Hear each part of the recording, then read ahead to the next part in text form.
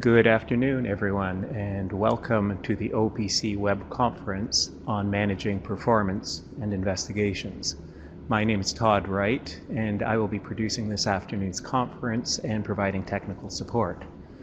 Please note the chat pod in the bottom left corner of the screen. This chat area is available on each screen just in case you experience any tech challenges. Let me know any of your basic challenges in that space, and I will help you out. During the conference, there will be some short polls intended to gather your input on a few related questions. Depending on the device you are using today, you may not see all of the poll. If this is the case for you, there will be scroll bars on the right side of each poll if you need to move up or down. The files for the session that were sent out via the email on Friday are also available in the files pod at the bottom right of the screen in case you need to get them if you didn't get them before. And to download those, simply click once on the file name and then choose the download file option. Your presentation team today will be Colin Fleming, Laura Hodgins, and Naeem Sadiq. They will guide you through this afternoon's agenda and will help support your learning today. I'll now turn things over to Laura, and she will introduce and begin the session. Laura, over to you. Thanks very much, and welcome everybody to our webinar. Here with me today is Naeem Sadiq and Colin Fleming, and they'll be leading the different parts of the webinar as we move along. We'd like to start with our presentation team. And there you see the Ontario Protective Services team with the three of us front and center at the top.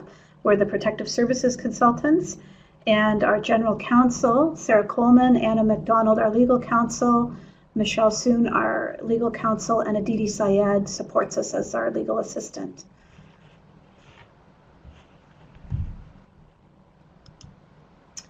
So today's case study webinar that we're going to be presenting today, we will be making connections to the Ontario Leadership Framework for School Leaders. And we'll really be highlighting the idea of building relationships and developing people, as well as problem-solving expertise. We're going to be using a case study approach, and throughout the case study, we will be emphasizing these two characteristics of school leaders. The goals of the webinar are up in front of you, and as we work through, we're going to look at different strategies to deal with performance issues and discuss the connection to effective supervision. That will be part A of the case study. Part B will be looking at the factors that prompt investigations and discuss best practices for conducting and responding to investigations. And part C will be, we'll engage school leaders in a dialogue through our case study to develop strategies and gain knowledge that will support them in their leadership role. So as we prepared this case study and the work for today, we do see these two issues as being linked, managing performance and investigations. And as we work through this, we hope you'll see that as well and learn some proactive strategies for how to deal with that.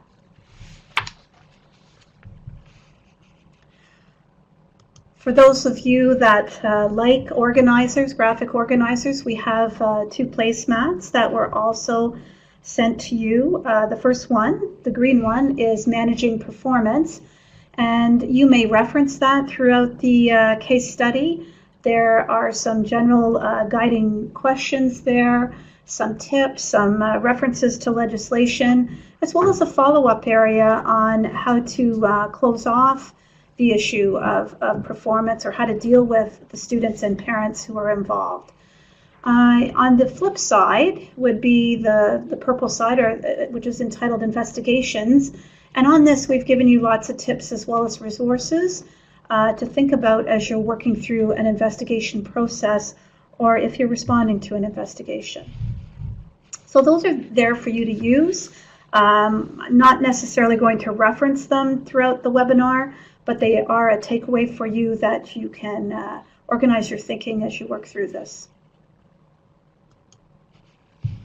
So let's start off with part A, and part A is around performance management. This is a key responsibility for school admin.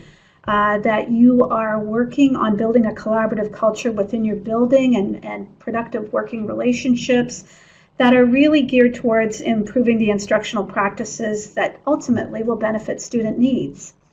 I think one of the things to keep in mind there is the word collaborative, and the idea of building trust is key as you work with your staff. As you work through performance management, it's important to remember that you are to take a positive, supportive approach, that you provide constructive feedback that's timely, that you're proactive in serving as a coach and a mentor to staff, and that you deal with issues as they, before they become really big, that you're working with your team and you're visible and understanding what the challenges are that they face. Thirdly, you need to be specific about issues and coach individuals on how they can improve and grow as an educator. If you're dealing with somebody that has performance issues, make sure that you're providing supports and a realistic timeline that will give the individual a chance to improve. And the last point is really key. When dealing with performance management issues, you must follow up. So you must check up, you must check in, you must converse with that person and make sure that things are going along a path. I want to also emphasize that when we deal with performance management, we're not limiting that to just something that happens during the appraisal process year. That's every 5 years, and that's quite a long time for people to go without having a conversation on their performance. So this is the idea of effective supervision, that we're having ongoing discussions and providing constructive feedback. And that all of that is done not in that appraiser, judgy kind of way, but rather in a positive, supportive way that's going to be helpful.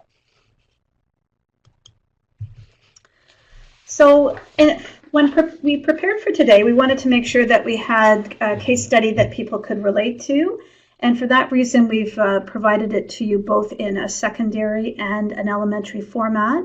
But basically, the two cases will deal with the same underlying issues. So we hope that's helpful to you, and we'll just review the secondary one first. So Mr. Jones is a teacher with 11 years of experience working in the math department at Trillium Secondary School. He's got one section of grade 9 applied math, a section of grade 10 academic math, and he also works in the phys ed department. He has one section this semester. Mr. Jones has had 2 satisfactory TPAs up to this point. He's due for a TPA cycle to begin in September. So the VPs at this school have been receiving complaints from students about Mr. Jones' math classes. There are concerns about his assessment strategies in math. He isn't available for help, for extra help rather. They have noticed that when they walk by the grade 9 math class he's assigned to teach, there are often a number of students absent, and those who are in the class appear to be disengaged. The principal has been receiving calls from several parents with students in grade 10. They are upset about the latest progress report that indicates their student is not doing well. There are complaints about the teacher being unavailable for extra help. The department head, Mrs. Singh, has commented that not all of her department is on board with the teaching the math strategies that have been suggested for applied math. She's teaching 2 sections of applied math herself and is trying to support other teachers with a common approach that emphasizes the concepts present on the grade 9 EQAO test. And Mr. Jones is openly resistant to this approach. So we're going to flip to the elementary school, and you can see that we're using the same names with some changes. So again, Mr. Jones is a teacher with 11 years of experience and teaches core grade 6. Mr. Jones has had 2 satisfactory TPAs up to this point, due for a TPA cycle in September. The principal's been receiving complaints about Mr. Jones's math classes. These complaints are coming from the parents. There are concerns about his assessment strategies in math. He isn't available for extra help. They have noticed that when they walk by the grade 6 class he's assigned to teach, there are often a number of students absent, and those who are in the class appear to be disengaged. The principal's been receiving calls from several parents as well. They are upset about the latest progress report that indicates their student is not doing well. There are complaints about the teacher being unavailable for extra help. Sorry, just a little behind on my slides here. Sorry. The math lead, Mrs. Singh, has commented that not all the teachers are on board with the teaching strategies being suggested for junior math.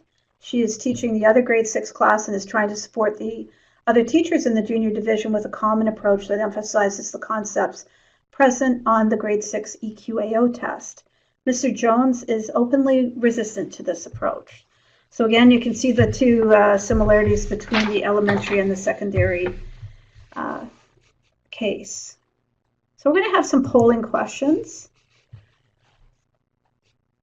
And here is the first one. Are the issues within the case study performance or behavior?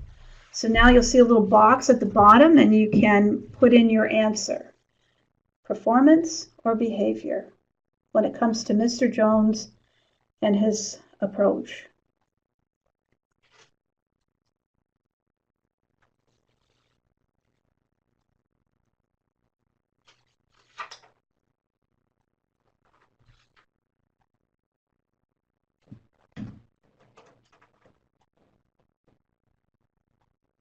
You can see people are making up their minds, and we've got answers coming in. And really, when we look at this, we've got 93% of viewers, or 96% are now saying it's performance, and 3.5% saying behavior. I would classify this as performance. There is some behavior embedded in this, perhaps, but really it has to do with Mr. Jones doing his job. So let's move to the next one. Should you call the teacher to a meeting with union representation to address concerns? And again, your polling question is up there for you.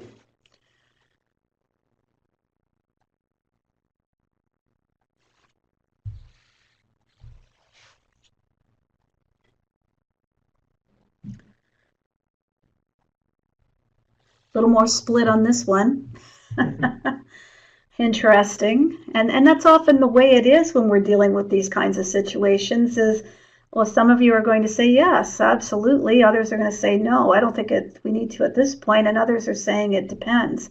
Well, I think the thing to keep in mind here is people do have a right to have a representative at a meeting if this is a meeting that is concerning to them. It's their optic, ultimately, as to whether or not they need support in a meeting.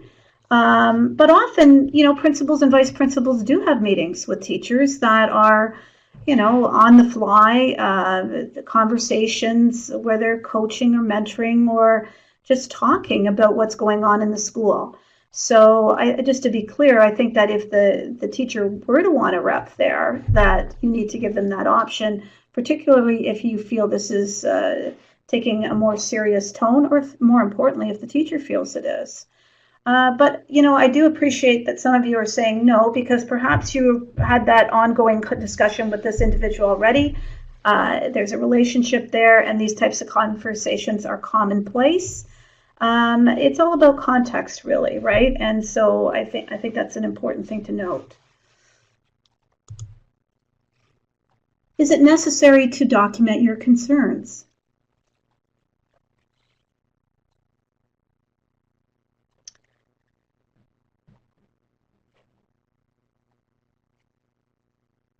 And again, we're seeing this one is becoming a little more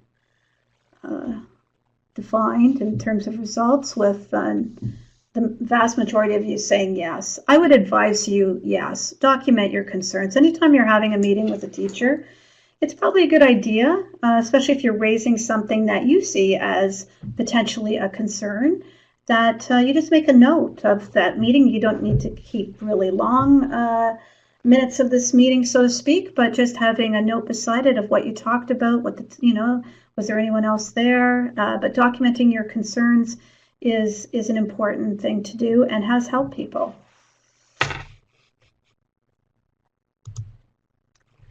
Do you need to call HR?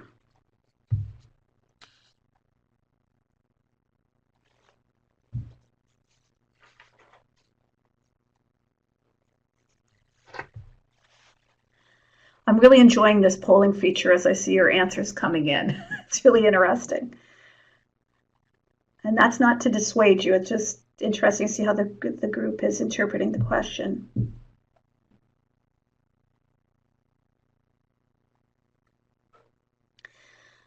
So a number of you are saying it depends, almost half of you. And I've got a few people saying absolutely yes, and I've got a few that are saying no.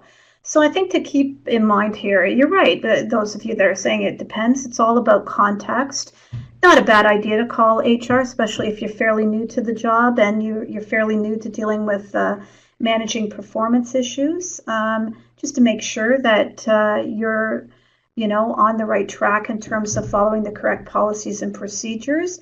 But it's really important not to forecast either, though, that you're thinking you need to a more vigorous step. You're right at the beginning of dealing with a situation, and there's many layers to this, of course. So it's always good to get some backup. Do you need to inform your SO?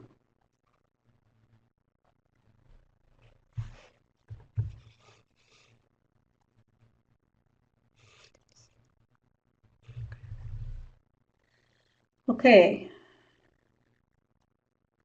I see more people using the depends button this time. That's interesting.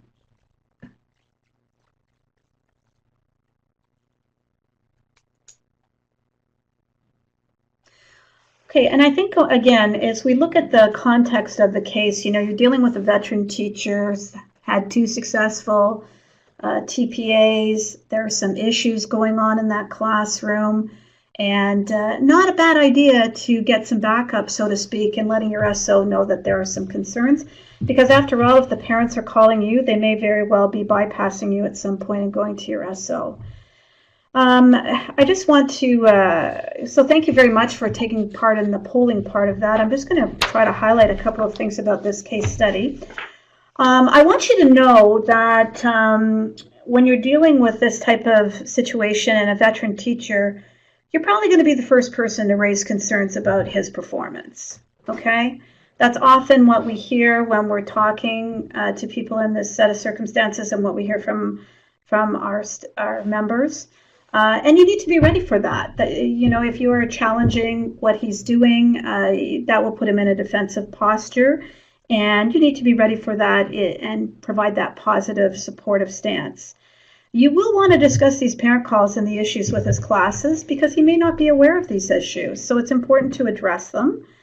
You do need to identify any underlying issues by having a fulsome discussion with Mr. Jones and hearing his perspective.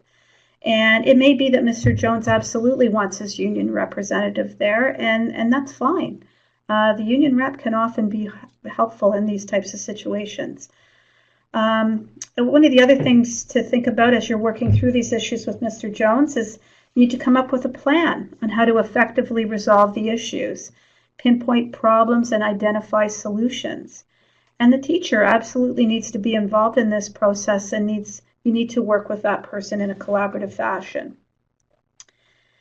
In the secondary situation, if you do have VPs that are working with you, work together as an administrative team to determine what issues the principal can address and what issues the vice principals can address. Mr. Jones may need some support in dealing with these parents, but it is his responsibility. Check in with him and see what else you could do in order to help him as he deals with some calls that seemingly are not that positive. What other kinds of help could be provided to the kids in these classes? We mentioned the idea that he's not available for extra help. Do you have study periods or programs available in your school? Is there online help that the students could access? You can't force the teacher to stay later, but perhaps there are other solutions to that idea of providing extra help. And as far as the secondary department head or the lead teacher in elementary, they may need some coaching in how they're working with their colleagues. Maybe there's, an abrasiveness to this conversation that's unnecessary, or maybe their expectations need to be, looked at a little differently, so that you can support them in working effectively with their colleagues.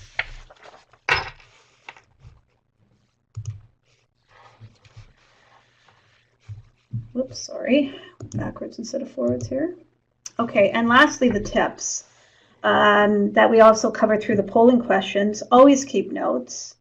Avoid meeting with Mr. Jones one-on-one. Try to have another person in the room to hear the conversations, supporting you and the staff member. Remember that there's a fair amount of emotion that can be tied into these things, so you need to keep your emotions in check, but also make sure that you are being aware of his emotions. Always be professional and maintain neutrality when you're having these types of difficult conversations. Make sure that you're not personalizing the issues, that your body language is open and neutral, that it's not negative. If you have a tendency to pound the table or to slap the table as you speak, try to avoid doing any of those kinds of things. Just stay neutral. Don't put yourself in a position that could lead to accusations against you later. Consider issues of culture, ethnicity, sexuality, identity, gender, and age. And be sure you are being respectful of differences. So that's quite a lot to start off our webinar, and we're now going to turn it over to Colin, who's going to take you through the next part.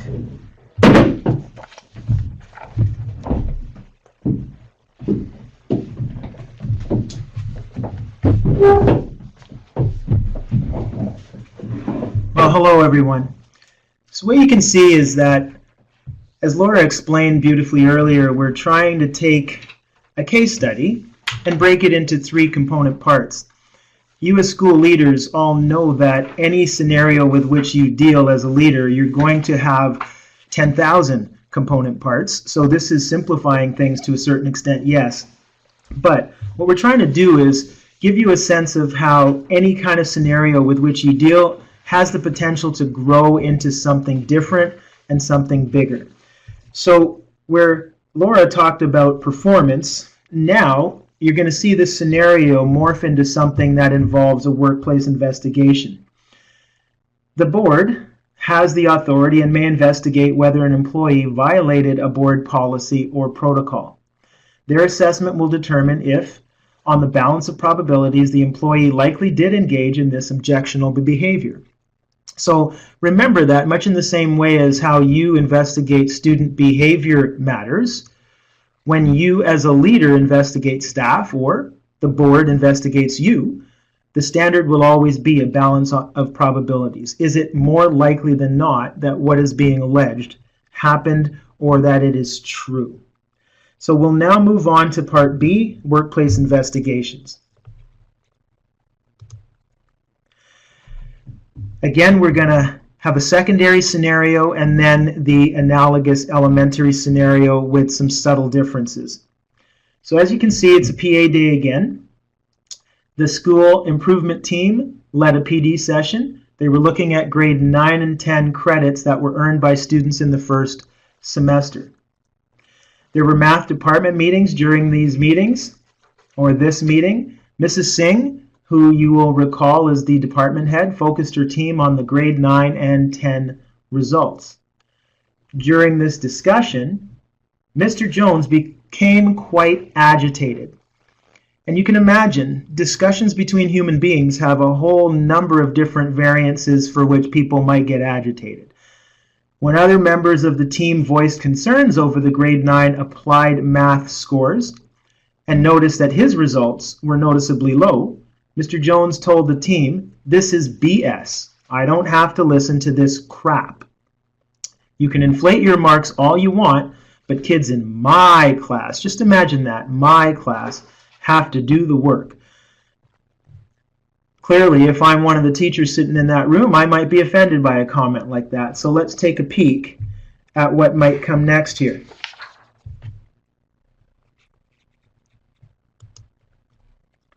The heated discussion indeed did go on for another 3 to 4 minutes, and it got increasingly louder. Mr. Jones got up. Suddenly, he knocked over his chair and left the room, slamming the door.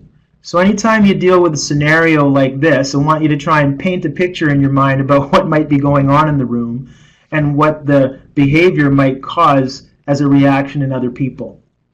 Mrs. Singh reported the incident to the principal within 5 minutes of Mr. Jones leaving the meeting. She was shaken and reported that 2 members of her team were crying. But I also want you to keep in mind that simply because 2 people were crying, we can't just assume something about the behavior that caused the crying. It's also the recipients that we have to kind of keep in mind in terms of their personalities. She wants something done as she's tired of working with that man. Similarly, in the elementary scenario, PA day, PD session, within the junior division of which grade 6 is a part, they looked at math instruction and the report card marks from the first term. They also looked at the common assessments which each class was supposed to work through. And it was evident that Mr. Jones was ill-prepared for this learning session. He told the team, again, this is BS, I don't have to listen to this crap, I don't agree with this approach. The kids in my class have to do the work.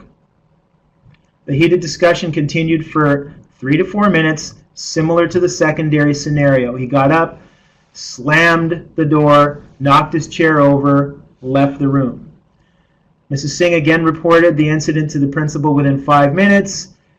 Team members were crying. She made the comment, I want something done, as she's tired of working with that man.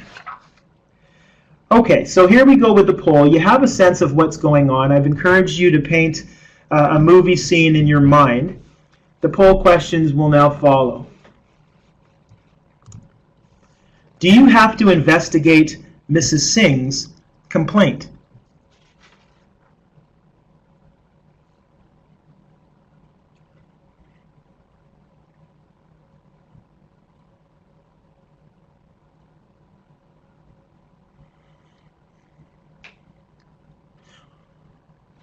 Already I can see we've got a very strong response. I'll wait just a moment.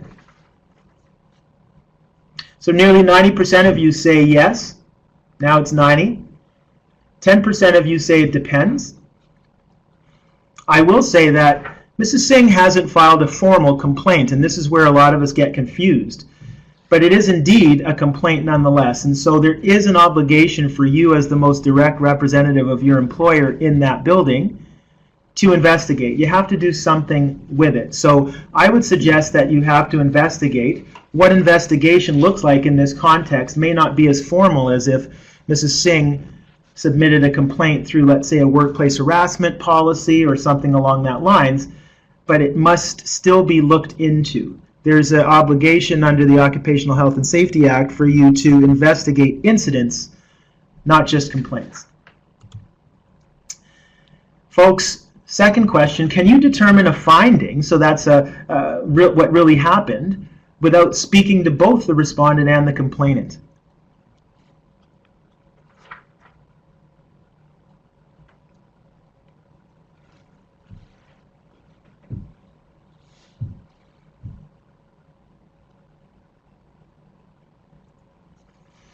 So I'm really glad to see the results of the poll are almost 100%, because I would certainly say you can't.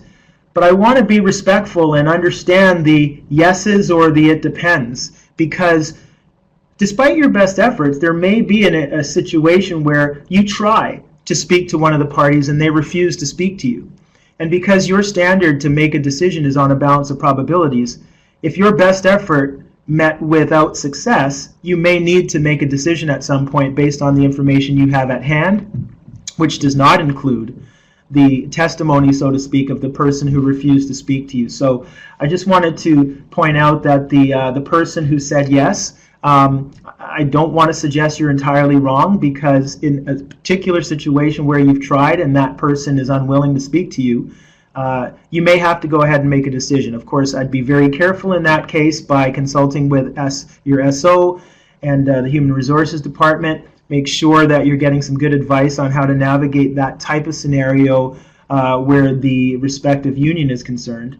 but it's pretty clear that almost unanimously people are suggesting that where possible, you want to speak to both parties before making some kind of finding or some kind of decision.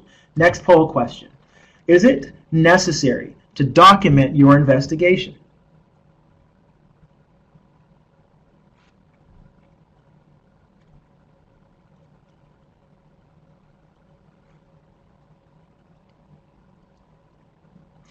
So within seconds, the exclusive answer 100% is yes, and I would absolutely agree with everyone. I'm hard-pressed to think of any situation under which you would not want to document. We always say document is your best friend. You hear in workshops and in PQP, document, document, document. It is not only valuable in your defensibility should you be challenged, but it's just always good practice and always a good idea. So thanks for that response. Can discipline arise from an investigation where the finding is that workplace harassment did not take place?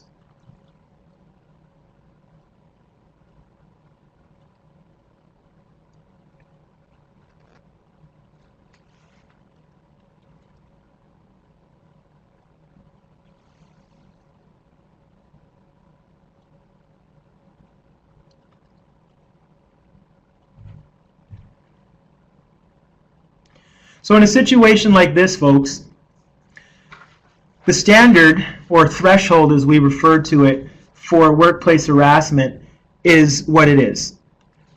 A course of vexatious comment or conduct that's known or reasonably ought to be known to be unwelcome. The behavior may not meet that standard, but still there may be some behavior underlying the situation for which there's culpability and discipline should and likely may happen. So I would suggest the answer is yes.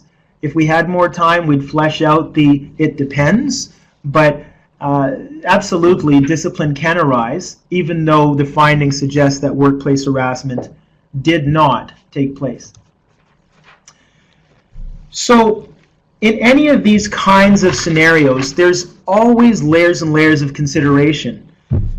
Complaints of workplace violence or harassment must be investigated. In fact, even if there's an incident of which you are aware for which there's no formal complaint, you still have to investigate.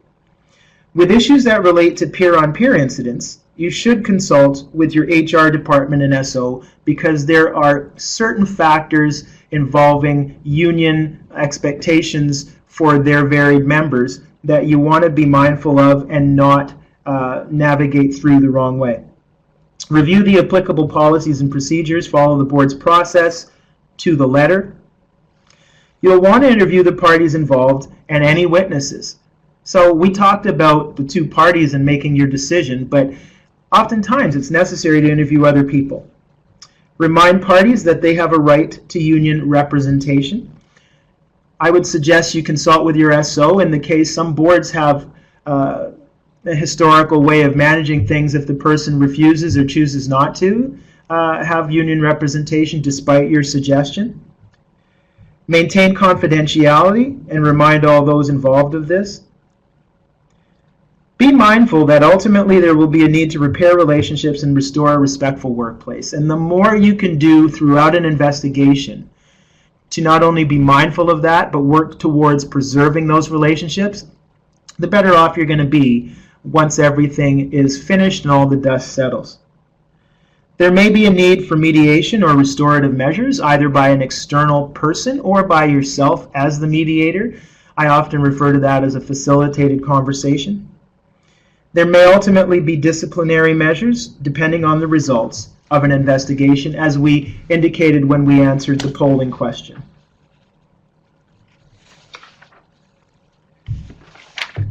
Just got to make sure I know where I am here. And finally, the tips.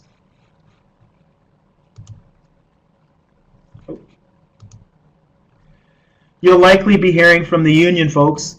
Don't be surprised. Always expect this and never shy away from it. Your work as a school leader with the unions will actually be like an investment because it will come back to be of great benefit to you, the relationships that you build. Yes, there will be some times when you have to have tough conversations with the union, but as long as you do this in a professional, respectful manner, you hopefully should be okay. And of course, if you don't think you will be, we're here and you can call us and you can certainly consult with your superiors. You're obligated to investigate incidents of workplace harassment. We talked about that one, and I talked about the reference in the Occupational Health and Safety Act. And as much as it sounds like we are being repetitive, this cannot be emphasized enough. Always consult with your SO and HR. It can never hurt to do so, and it can certainly hurt should you not do so. We'll now move on to Part C, responding to investigations, and I'll turn you over to my colleague Naeem Sadiq.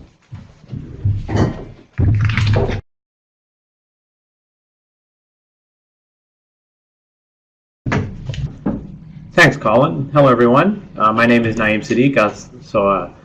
I too am a protective service consultant, and it's my pleasure to join you today. And I'll be leading you through Part C of this webinar, responding to investigations. As an administrator, you are responsible for your own actions and omissions, and for those of the individuals under your supervision. So we recognize how difficult a job all of you are in. We understand the stresses that are out there, and the communication and performance concerns may not be well received by staff. So one of the things we're dealing with quite a bit is, as a result, you may become the target of a complaint from an individual, staff member, or their union. So in this case, we're going to run through an example where that's happened.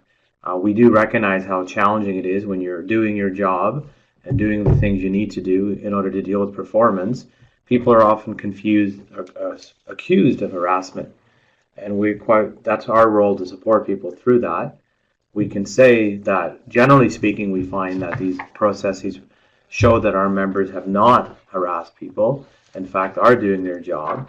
But you can see in this case we're about to read, the threshold for a board to investigate would be that, if true, would it be harassment? So you can see in this case, the P receives a call from the SO, indicates there has been a workplace harassment complaint filed against the P and the VPs. Mr. Jones claims that they have been harassing him by visiting his room without notice, calling him into the office regarding parental issues and student issues. He feels has been unnecessarily scrutinized as they have been asked to seize assessment records. He feels the admin put Mrs. Singh up to the idea of publicly embarrassing him at the PA day. Mr. Jones had a meeting with the P following the PA day and claims that the P told him he is lazy, uncooperative, and a disgrace. The P raised his voice to Mr. Jones and pointed his finger in his face in an aggressive way. Mr. Jones was not given the opportunity to have a union rep present for this meeting. He also feels that because he is scheduled for a TPA in September, the P is out to get him. The P is assigned to home until investigation is concluded. He's warned that the entire situation may be confidential and they should call OPC for support. So you can see in this claim, the allegation is sort of marked aside, because that's the point. If true, you can see how harassment would have occurred. It's probably quite clear in the rest of it, the admin team is just doing their job. And just because there's an investigation doesn't mean people are assuming it's true, but it does require people to look into it. Just like in the previous case, you have an obligation to look into potential harassment, so does your superiors at the board level. In the elementary case, it's actually pretty much exactly the same, and we've spelled it out because we do find these situations are very common in both panels and don't really play out that differently as far as process. But this particular case is exactly the same, so I'm not going to read it, but you can be rest assured, regardless of panel, it does relate to you. So now we're going to go into our performance appraisal poll. And the first question is assigned to home a form of discipline?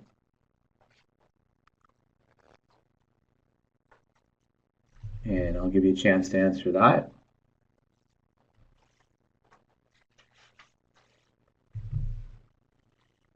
And as a large majority, you have said no, and I always remind people who are in these scenarios, many of you yourself have perhaps had to let teachers know, or supervising staff members, and told them they're assigned to home because of an allegation.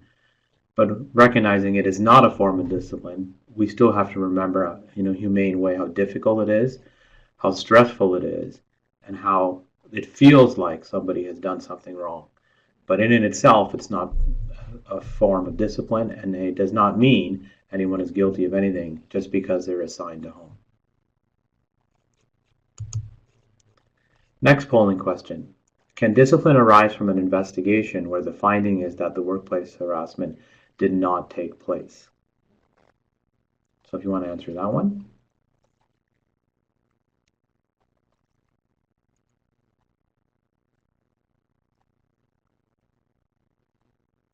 And again, large majority of you, similar to the conversation that Colin had with you, you can see it is possible that discipline can occur even though a workplace harassment did not take place. We're working hard at OPC to work with all the school boards to make sure in their processes that go through investigations that the scope remains around the harassment. Unfortunately, that's not always the case, because if something is uncovered that is concerning and that is problematic, it could lead to discipline. But obviously, we would be there supporting you to do our best to keep the investigation tight on what the allegation is, as opposed into something that in a broader way. But if something does come up that the board has to respond to, they're within their rights to do so. Next question. If the allegations are widely talked about on social media, Twitter, Facebook, etc., can Mr. Jones launch a defamation suit?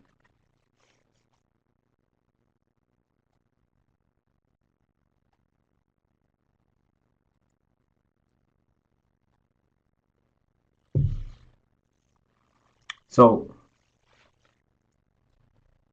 in this situation, again, depends being the strongest answer coming through. Defamation is a very complicated thing. In order for there to be defamation, there has to be proved to be real damage to someone's character, there has to be intent proven, and it has to really tie back to somebody's actions. If those things can be proven to be true, that somebody did launch something in a false way and it has led to that damage of someone's reputation, it is possible. But for the most part, a lot of times people chatter. Difficult as it may be, it does not necessarily get tied to defamation. Responding to investigation. Things that we want you to really keep in mind here. Whenever you're called to a meeting, please involve OPC. These meetings or investigative can be stressful, and it's really our place to be there to support people through them.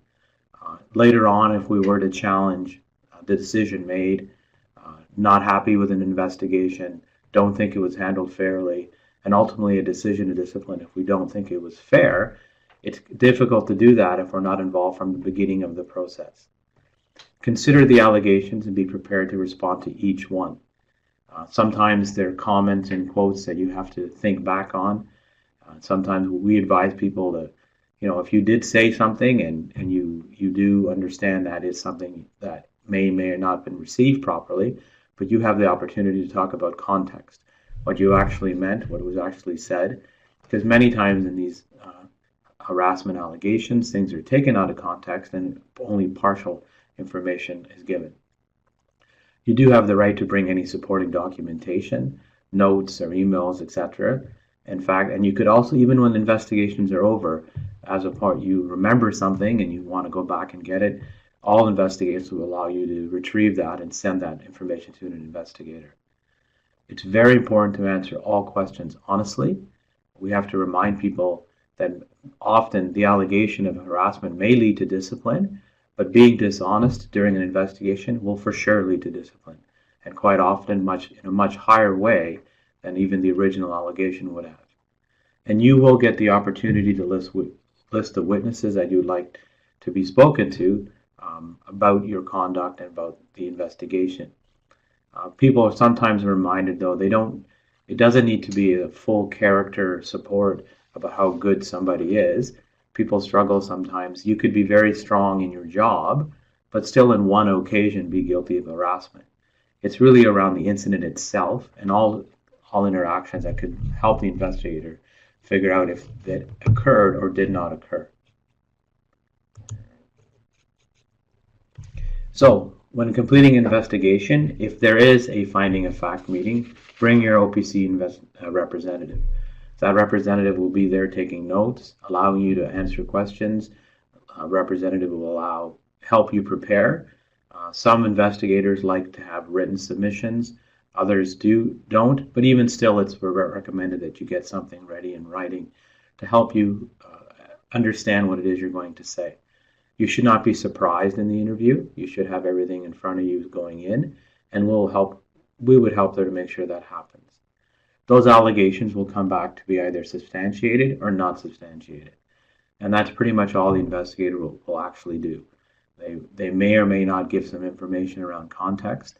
They may call something a conflict versus a harassment, but for the most part, what they'll do is let you know. If they'll let the investigator will then take the report and give it to the board, superintendent, or HR, and just say that there's been substantiated or non-substantiated findings.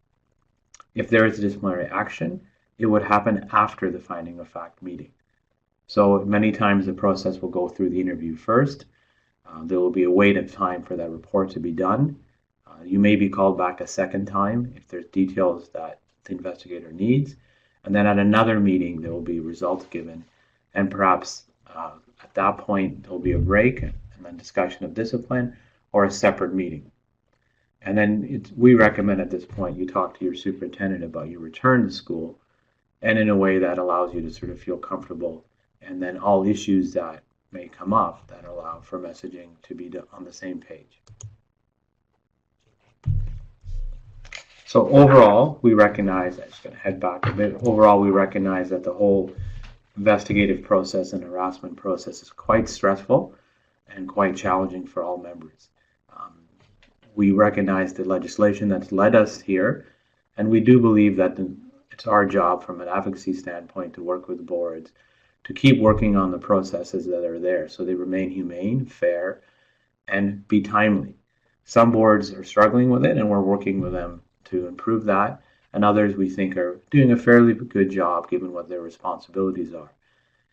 We also work with locals to communicate with their boards around how to best do that.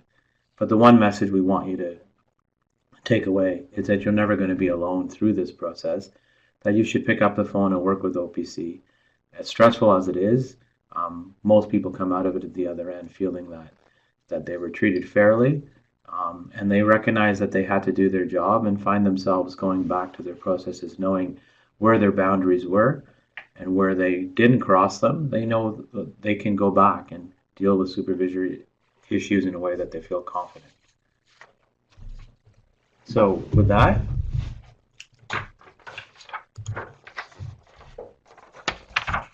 just so you know, these slides will be made available to you, and this webinar will be available on our website as well. And we do appreciate everyone joining us. We hope that everyone has learned something from it and had some perspective that is helpful for them.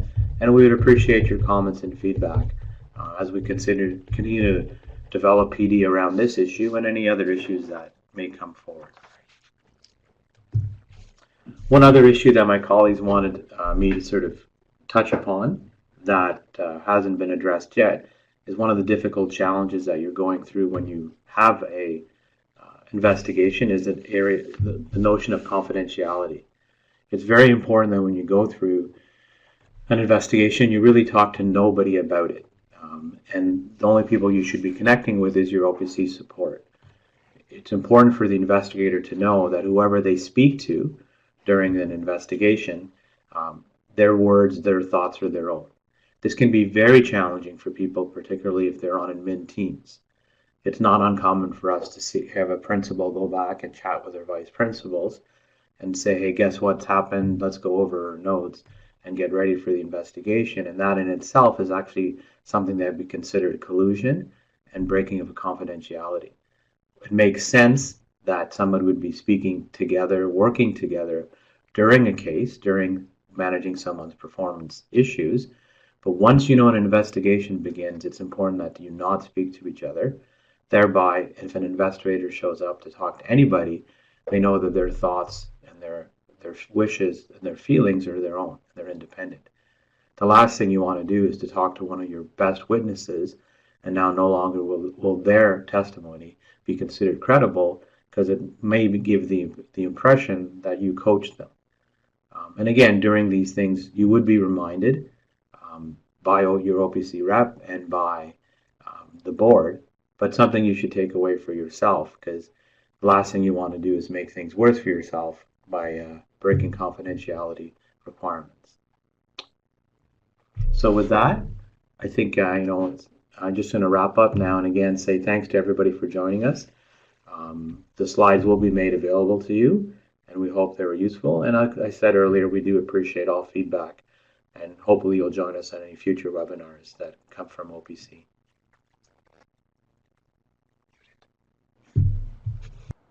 And on behalf of the team, thanks for joining us today. Thanks to Colin, Laura, and Naeem for leading everyone through the presentation.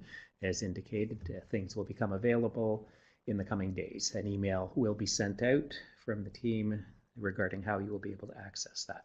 So as you leave the room, feel free to hang around for a few minutes and download any of the files that you may need. And when done, simply log out of the room or close the Adobe Connect window. Thanks very much. Have a great day.